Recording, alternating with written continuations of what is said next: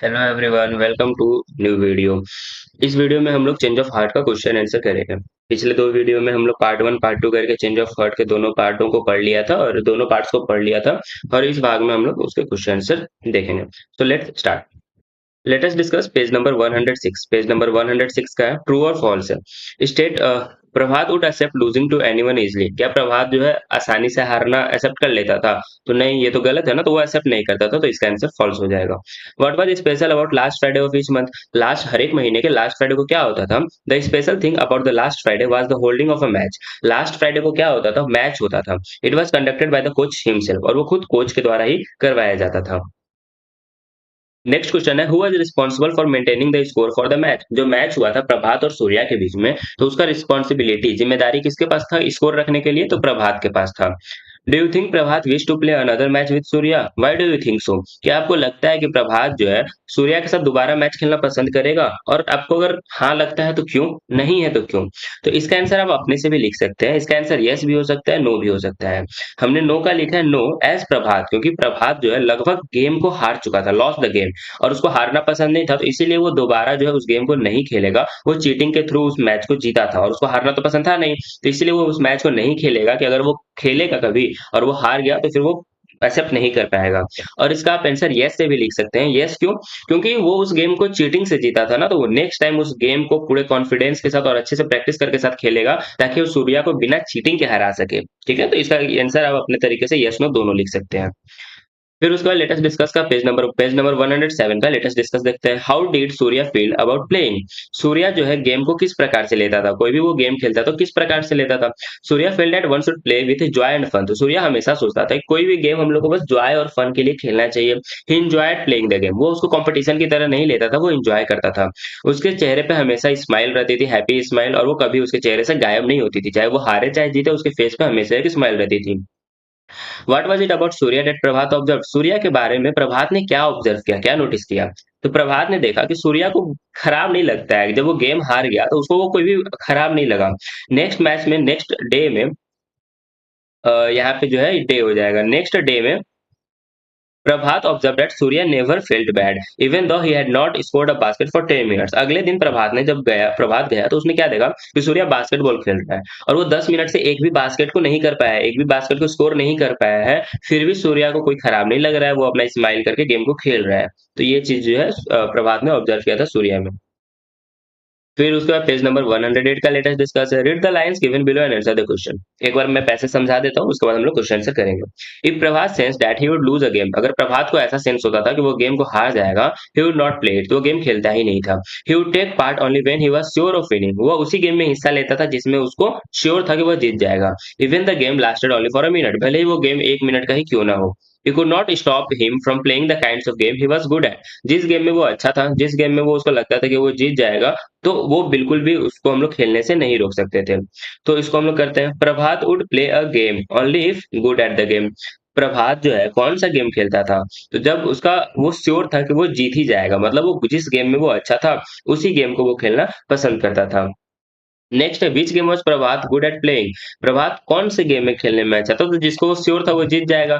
या हम जैसे हमारे दिया है बैडमिंटन, बैडमिंटन में भी वो अच्छा था, लेकिन जहां तक हम कहानी पढ़े हैं तो बैडमिंटन में वो सूर्या से तो लगभग लगभग हार ही गया था ना, वो चीटिंग से जीता था। तो इसका मतलब वो बैडमिंटन में भी उतना अच्छा खेलने में नहीं था, तो हम बैडमिंटन इसका जवाब 100% नहीं दे सकते हैं। तो वो कौन सा गेम में अच्छा था जिसमें वो जीतता था या जिसमें वो जीत ही जाता था, श्योर था। Select the most suitable option to complete the sentence. This behavior of Prabhat tells us that he was good at the game. इस बिहेवियर से हमको क्या पता चलता है कि प्रभात गेम में अच्छा था या फिर वो श्योर था? नहीं, अफ्रेड ऑफ लूजिंग, वो उसको हारने से डर लगता था। फिर सेकंड पैसेज है। Surprisingly Prabhat could not sleep well that night. उस रात जो है प्रभात को अच्छे से नींद नहीं आई। He had won the game but he did not feel as happy as he usually did. उसने गेम तो जीत लिया था लेकिन वो उतना हैप्पी फील नहीं हो पा रहा था, नहीं कर रहा था। Surya did not feel bad, और उसी से मतलब जस्ट उसका उल्टा करें तो सूर्या को बिल्कुल भी कोई खराब नहीं लग रहा था गेम हारने के बाद। इस बात को प्रभात ने नोटिस किया कि सूर्या जो है अगले दिन जाके बास्केटबॉल खेल रहा है, उसको खेलने नहीं आ रहा है, ये बात है। तो इसमें हमारा है select the one option that tell about the way Prabhat was feeling that night. Prabhat उसमें क्या फील कर रहा था? तो डिड नॉट फील हैप्पी, तो हैप्पी का इसमें से क्या है? हर्ट नहीं होगा, अनहैप्पी, अफ्रेड, तो अनहैप्पी हमारा हो जाएगा। हर्ट भी नहीं हो तो हमारा आंसर जो होगा अनहैप्पी हो जाएगा। उस दिन वो अनहैप्पी फील कर रहा था। Why does Prabhat find Surya behaviour surprising? Why does प्रभात, क्यों प्रभात को क्या अचंभित करने वाली बात लगी सूर्या के बिहेवियर में? तो प्रभात सूर्या का बिहेवियर जब देखा तो ये अचंभित लगी कि Surya is just the opposite in behaviour, कि प्रभात से जस्ट अपोजिट है। प्रभात जहाँ हर एक गेम को सीरियस लेता है तो सूर्या उतना ही गेम को वो सीरियस नहीं लेता है। For example Surya was joyful even after losing the game, कि गेम हारने के बाद भी सूर्या जो है बहुत ही ज्यादा हैप्पी था, आनंद कर मतलब मजे कर रहा था। Fill in the blanks by choosing the most suitable option given in the bracket. We can say that Surya reaction to not winning was, इसमें से हम क्या बोल सकते हैं कि सूर्या का रिएक्शन जब वो नहीं जीता तो we can say that Surya reaction to not winning was different from Prabhat, कि मतलब सूर्या का रिएक्शन क्या था जब वो नहीं जीता, तो प्रभात से अलग था, ठीक है, डिफरेंट फ्रॉम प्रभात, क्योंकि प्रभात अगर नहीं जीतता गेम को ना तो बहुत ज्यादा दुख हो जाता, वो सैड हो जाता, उसको एक्सेप्ट ही नहीं कर पाता, लेकिन सूर्या तो अपना मस्त था। अब उसके बाद क्वेश्चन आंसर है। How did Prabhat attitude towards winning and losing affect? Prabhat अगर हारता था जीता था तो उसका एटीट्यूड कैसा था उन दोनों गेम के प्रति? तो winning and losing affected his enjoyment of games, तो अगर वो गेम को हारता था या जीतता था तो उसके उसके गेम पे असर पड़ता था, एंजॉयमेंट पे असर पड़ता था।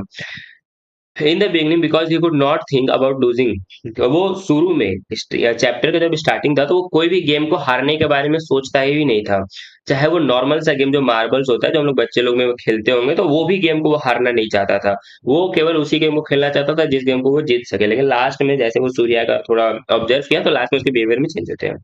Why do you think Prabhat cheated in the beginning to win the badminton match against Surya? आपको क्यों लगता है कि प्रभात ने क्यों चीटिंग किया सूर्या के खिलाफ बैडमिंटन मैच में जीतने के लिए? तो प्रभात ने इसलिए किया क्योंकि उसको जो है डिफीट है यानी हार बिल्कुल नहीं पसंद थी, तो इसलिए वो चीट किया ताकि वो बैडमिंटन मैच सूर्या के अगेंस्ट में जीत सके। If he had lost the game he would have felt unhappy, अगर वो गेम को हार जाता तो वो बहुत ज्यादा दुख हो जाता। Do you think Prabhat approach to game was healthy? Why और व्हाई नॉट? क्या तुमको लगता है कि जो प्रभात का जो गेम के प्रति जो नजरिया था वो अच्छा था?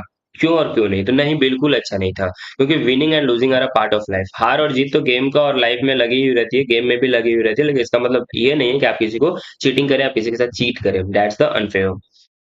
Why do you think sporting spirit is important? Sportsman spirit क्यों इम्पोर्टेंट है, आपको ऐसा क्यों लगता है?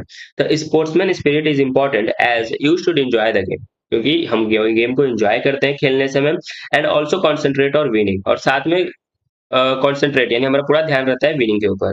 Hence a few times you might lose the game, और हो सकता है कभी कभी हम गेम को हार जाए। If the opponent is strong, अगर ओपोनेंट हमसे ज्यादा अच्छा खेलेगा तो भाई वो भी तो इंसान है, वो भी तो जीतेगा, ऐसा थोड़े है कि हम ही केवल जीतेंगे वो नहीं जीतेगा। In such a case you should not be jealous and work hard to win next. इस केस में अगर हम कभी हार जाते हैं तो हमको उससे जेलस नहीं फील होना चाहिए, हमको जो है कड़ी मेहनत करनी चाहिए ताकि हम अगले मैच में एकदम फेयर तरीके से जीत जाए, और अगर वो जीत भी गया है ना तो उसको कांग्रेचुलेशन बोलना चाहिए, कांग्रेचुलेट करना चाहिए, ठीक है, ऐसा नहीं कि मुंह फेर के हम आ गए भाई हम जीते तुम क्यों हारे, हमेशा जो है शेक हैंड करना चाहिए, अगर वो फेयर है तो शेक हैंड करके अच्छे तरीके से खेलना चाहिए। Change of heart explain why the title of the story change of heart is suitable. अब चेंज ऑफ हार्ट जो ये टाइटल है हमारा वो सुटेबल है, क्यों सुटेबल है? Change of heart is fitting title for this story, यानी कि ये बिल्कुल सही है, फिट करता है, क्योंकि Prabhat change is way of thinking, क्योंकि चैप्टर के अंत में हमने देखा कि प्रभात का जो वे ऑफ थिंकिंग था वो भी चेंज हो गया। एट फर्स्ट शुरुआत में ही ओनली केयर अबाउट विनिंग, शुरू में वो केवल गेम को जीतना चाहता था, बट लेटर लेकिन बाद में ही लर्न्स टू एंजॉय, वो धीरे धीरे सीखा कि गेम को कैसे प्लेइंग के साथ एंजॉय करना चाहिए। No matter if he wins और लूज, इस बात पे हमको नहीं मैटर करना चाहिए कि हम गेम को जीतते हैं और हारते हैं, इस बात पे हमारा मैटर नहीं होना चाहिए, हमको ये ध्यान देना चाहिए कि हम फेयर तरीके से गेम को खेल रहे हैं और अच्छे से खेल रहे हैं। This change in Prabhat attitude, Prabhat में जो ये बदलाव आया इसीलिए जो है चैप्टर का नाम चेंज ऑफ हार्ट पड़ा है, यही उसका मतलब है। It's like he had a change of mind and how he seeing things differently, ये ऐसा लगे जैसे उसके मतलब माइंड में हार्ट में वो पूरे तरीके से चेंज हो गया और उसको किसी भी चीज को देखने की नजरिया भी वो चेंज कर लिया है। तो आज के वीडियो में बस इतना ही। आई होप कि आपको ये क्वेश्चन आंसर अच्छे से समझ में आ गया हो। अगर आपको ये अच्छा लगा हो तो अब हम लोग नेक्स्ट पार्ट में अब अगला चैप्टर का वीडियो लाएंगे। आप लोग इस वीडियो को लाइक करें, चैनल को सब्सक्राइब करें और उनसे जो भी आपके दोस्त जो 6 क्लास में हैं उनको भी शेयर करें ताकि उनकी भी हेल्प हो सके। Thank you.